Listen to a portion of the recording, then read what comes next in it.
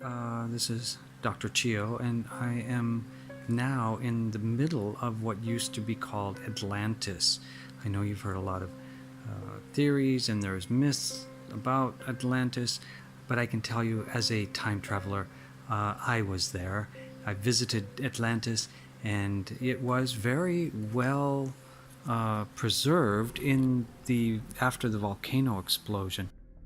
Plato wrote about it as Atlantis in his novels and his fictional works. But this is the actual site where Atlantis existed. It was a very high-level civilization for its time. They had flushing toilets back, we're talking 1500 BC, and even further back, maybe 3000 BC. Now, I can tell you, as a time traveler, some people have speculations as to where Atlantis was, but since I've been able to go back and forth in time, then I can tell you this is exactly where Atlantis was situated. Now, Edgar Cayce had a lot of premonitions and prophecies. He talked about very high levels of technology in Atlantis, and that their own technology level led them to their destruction. But I can tell you it was a natural disaster. It was covered with about 60 to 80 feet of volcanic ash, and that put an end to this civilization. But we do want to pay attention to what's going on in our own electromagnetic field. And so that's why I wear the Chi organizer, which is a small frequency generator that puts out bio-friendly frequencies about 30,000 times per day. So we've got the little scalar antenna there and frequency generator that will emit these bio-friendly frequencies over and over throughout your day. And if you want to keep it on by your bedside at night, that's what I would recommend while you're sleeping.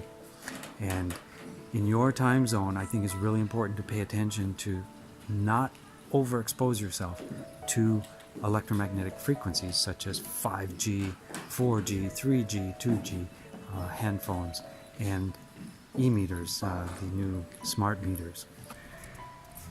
So these are the remnants from Atlantis that they were able to save.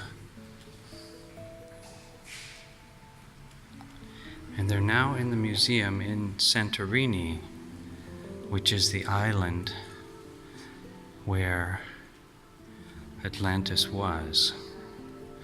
As you can see, they had a high level of art, as well as high levels of technology to make this art. They were highly aesthetic.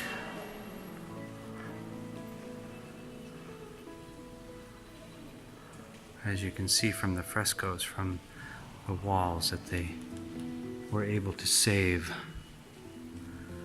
after the destruction from the volcano.